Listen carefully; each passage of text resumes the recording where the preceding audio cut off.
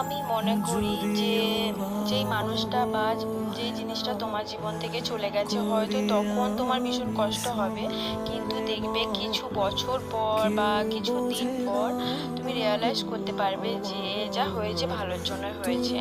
আচ্ছা, কে কে এই কথাটা বিশ্বাস করো আমাকে কমেন্ট করে কিন্তু জানিও।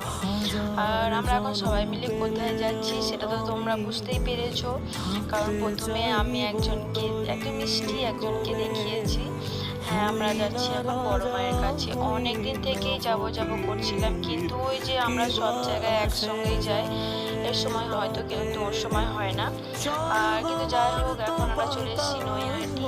আমাদের বাড়ি থেকে নৈহাটি খুব যে দূরে তা নয়, কিন্তু সত্যি কথা বলতে এই গরমে কোথাও যেতে ইচ্ছা করে না। আর কিন্তু মা ডেকেছে আর মায়ের কাছে তখন যেতেই হবে। আর গিয়ে দেখি বেশ ভিড় ছিল, কারণ সেদিন ছিল রবিবার।